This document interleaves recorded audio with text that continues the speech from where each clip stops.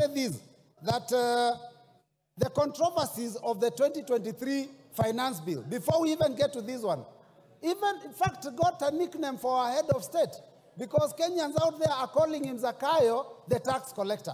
Mr. Speaker, we must move from that concept of ensuring that every year we impose punitive taxes on Kenyans. Mr. Speaker, Kenyans have not even recovered from the negative effects of the 2023 finance bill. Because, Mr. Speaker, the 2023 finance bill already drastically reduced the disposable income of Kenyans. Because, Mr. Speaker, we increased pay as you earn then, we went and increased the NSSF, we went and increased the NHIF. Now we are proposing to go to SHIF, which is even higher. Mr. Speaker, we introduced a housing fund. Mr. Speaker, it has been very, very painful for Kenyans. And Kenyans were hoping that this year things will be better, considering that in the last election campaign, Mr. Speaker, they were told that there will be pesa mfukoni, which means money in the pockets. Mr. Speaker, what we are realizing is that actually what this regime wanted was not to put money in anyone's pocket, but to take any money that was in the pockets of Kenyans. Mr. Speaker, the cost of government services have gone so high that we can't even afford our children to have ID cards. So, Mr. Speaker, when I look at a bill that proposes to increase the already overburdened Kenyans, it is something that we have to stand firm and reject. Mr. Speaker, let me say this, that we were told to tighten our belts. And I know this is the intention, that we be hit very hard the first 2, 3, 4 years. But, Mr. Speaker, you know, some people will lose their lives because of the hunger now and because of the stress now. What do you do with them when they are 6 feet under in 2026, 2027? We are told to tighten our belts. And as we tighten our belts, Mr. Speaker, it is shocking to see the excesses that this government is going through. We are taxing Kenyans to raise money to run the government, and yet we have excesses. We are putting in money to build houses, to repair, to paint houses that were built with 400 million, and we are spending 600 million to renovate and paint. Mr. Speaker, it is very, very painful. And then we are told, tighten your belts as Kenyans.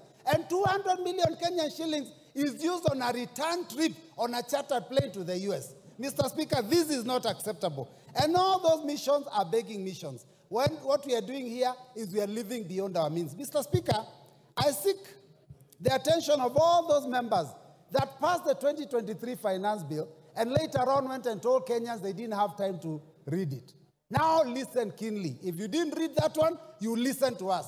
Mr. Speaker, oppressive tax policies do not make good economic sense. And Mr. Speaker, let me just put it this way, that the last year's proposal was intending to raise 214 billion. But because it was oppressive, Kenyans did not pay as expected. And in fact, what we collected was only 131 billion out of that finance bill, which was only 53% of the target. Mr. Speaker, the more you put, the more burden you put on people, the more likely that they are going to look for ways to avoid that tax. So, Mr. Speaker, we have to be careful. We warned that that would happen, that people would evade. You didn't listen. We warned that it would lead to job losses. Many companies left this country and are now producing elsewhere, and unemployment has gone up. We warned that the tax increase is always passed to the common man. Mr. Speaker, the hustler of this country, the mamamboga, the boda, is the one that will carry the burden.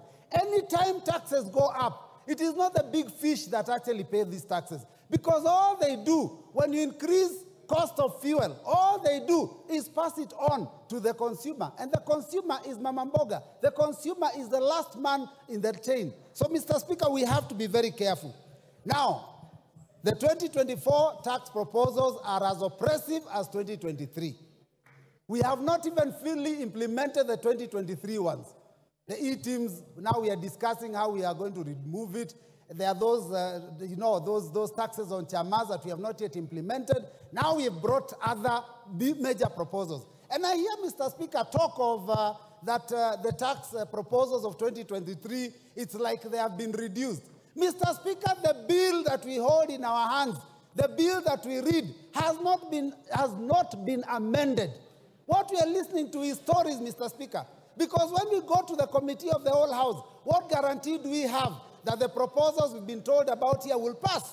We can be hoodwinked into believing that those things will be passed, and when we pass this bill, the last minute it is opposed and we lose out. So we are going to oppose it from the beginning up to the end. Mr. Speaker, this proposal on VAT on bread, Mr. Speaker, I don't even know who could conceive such a thing.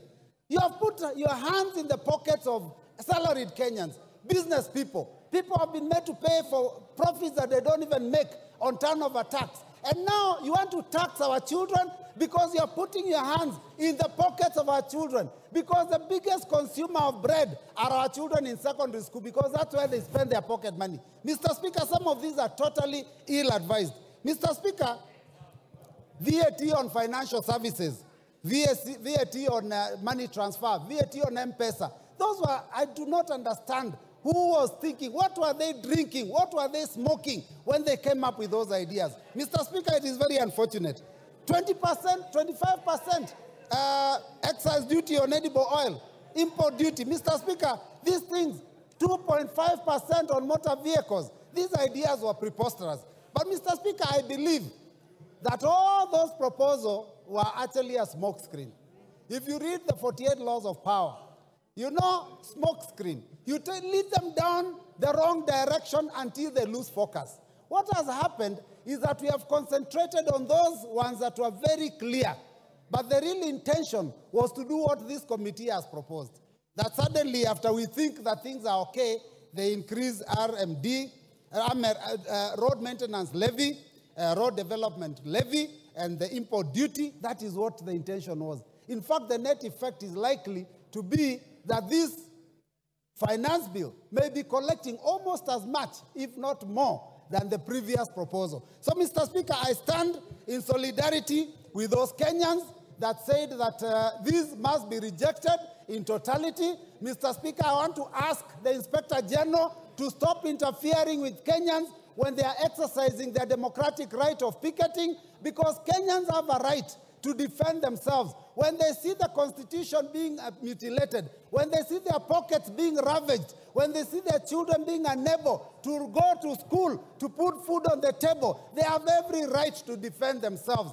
Inspector General, can you concentrate on defending the country and stop interfering with Kenyans? And this revolution, which is unfortunately a kindly revolution, Mr. Speaker, it is unstoppable. Because when we were in the streets, you could call Raila Amolo Odinga, you could call Stephen Kalonzo Musyoka and ask them to tell the troops to go back. Who do you call when you pass this bill? So I reject and I vote, I reject. Thank you, Mr. Speaker. Thank you.